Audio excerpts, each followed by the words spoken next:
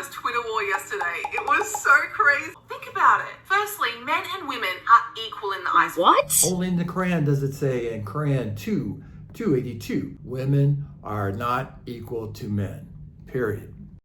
Call upon 2 of your men to witness, and if 2 men cannot be found, then 1 man and 2 women of your choice will witness. So if one of the women forgets, the other might remind her. Little J needs help in remembering. Plus, 1400 years ago, Islam gave women rights to own property. In the West, women were seen as property until 100 years ago. What? Let's check if a bride was property of the husband. The husband can sell her then, right? The answer is no. ChatGPT says there's no biblical law saying that a husband may sell his wife. The Bible says there's no Jew, no Gentile, slave, nor free, nor male, nor female. They're all equal. Islam was the first religion to give women a right to divorce. In the West, less than 100 years ago, women were stuck in abusive relationships because they couldn't divorce their husbands. Can a woman divorce her husband? Of course, for desertion and adultery. And Moses was granting divorces in Deuteronomy 24, and that's the 15th to the 13th century BC. So that's 1,500 years before Muhammad. Islam gave women the right to vote.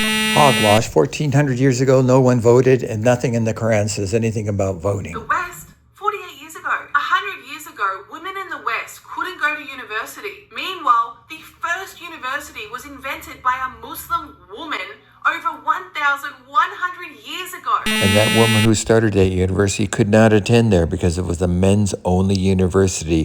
Women were not allowed to attend there till the 1940s. The first female Muslim graduates were in the 1950s. In Islam, forced marriage is completely forbidden. In the US, forced marriage is still not a criminal offense. Forced marriages are a crime. Basically, they're applied to conduct that force somebody into marriages like kidnapping, trafficking, sexual abuse, interstate threats, and then, of course, it also involves violence, child abuse, rape, and coercion, which could apply to forced marriage situations. And, of course, there's many states that forbid forced marriages.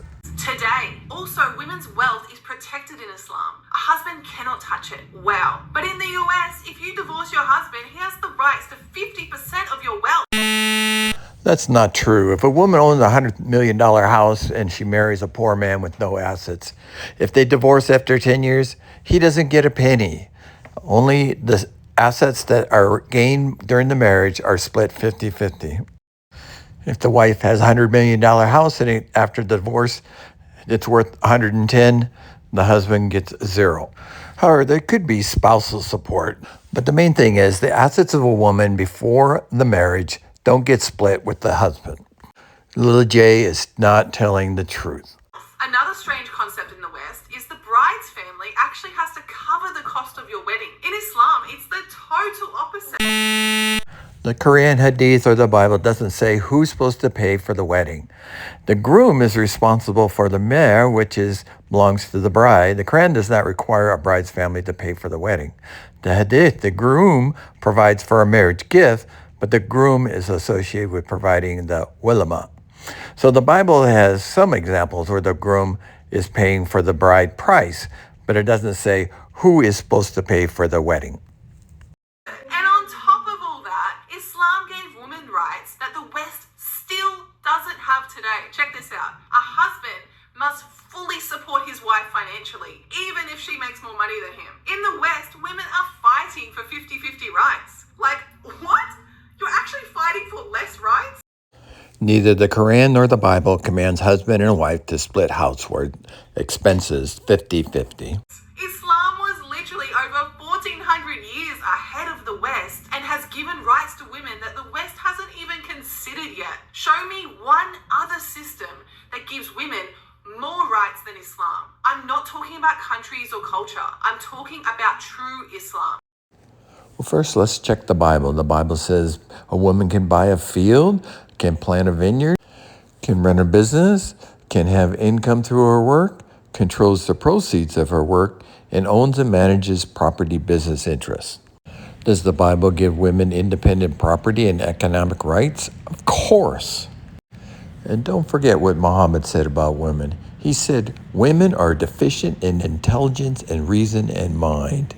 The woman's testimony is not equal to a man, and plus, wives can be disciplined by their husbands. Muslim women can attend the mosque on their menstrual cycles. And even though the first university was founded by a Muslim woman, she was not allowed to attend. There was a men's only university until the 1940s. Yes, men and women have different roles and responsibilities, but my claim is simple. Prove me wrong.